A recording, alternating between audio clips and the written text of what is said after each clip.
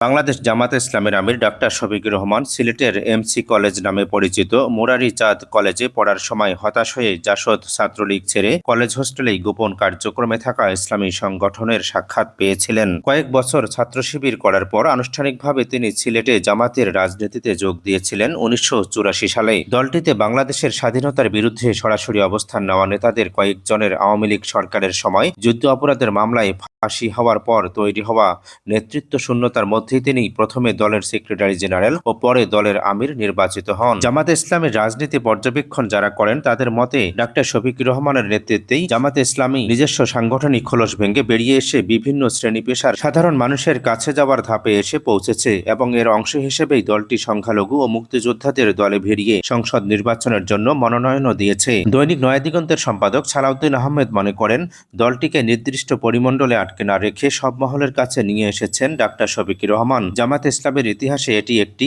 উন্নত ফর্মুলা। বাংলাদেশ জামাতে ইসলামের ওয়েবসাইটে দলের আমির ডাক্তার শফিকুর রহমানের জীবনীতে বলা হয়েছে তিনি জাসদ ছাত্রলীগের মাধ্যমে ছাত্র রাজনীতিতে সম্পৃক্ত হয়েছিলেন 1973 সালে এবং এর 3 বছর পর তিনি ইসলামী ছাত্র শিবিরে যোগদান করেন। বাংলাদেশ জামাতে ইসলামী এবং ডাক্তার শফিকুর রহমানের নিজের ওয়েবসাইটের তথ্য অনুযায়ী তার জন্ম 1958 সালের 31 অক্টোবর মৌলভীবাজারের কুলাউড়ায়। তার 3 ভাই ও 1 বোন রয়েছে এবং তিনি ভাই বোনদের মধ্যে তৃতীয়। তিনি 1974 সালে এইচএসসি পাশ করেছিলেন, কিন্তু তার আগেই 1973 সালে তিনি জাসদ ছাত্রলীগে যোগদান করেছিলেন বলে ওয়েবসাইটে বলা হয়েছে।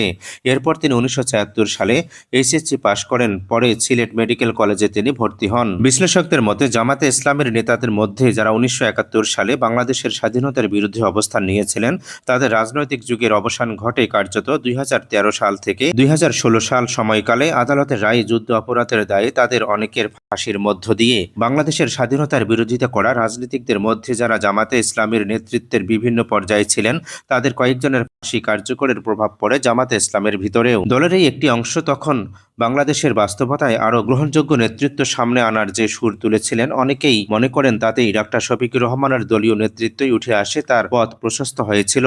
দলের কঠিন সময়ে তিনি শক্ত হাল ধরেছিলেন, আবার দলটি যেই খোলসে আটকা ছিল তিনি সেখান থেকে দলটিকে বের করে এনেছেন। তার নেতৃত্বেই দলটি সবার জন্য উন্মুক্ত হওয়ার পর্যায়ে এসেছে, এমনকি সংখ্যালঘুদেরও এবং কিছু মুক্তিযোদ্ধাকেও তিনি দলে এনেছেন। 1973 সালে এমবিবিএস ডিগ্রি লাভের পর পুরোপুরি রাজনীতিতে মনোনিবেশ করেছিলেন ডাক্তার শফিকুর রহমান এবং তিনি দলটিতে আনুষ্ঠানিকভাবে যোগ দেন 1984 সালে।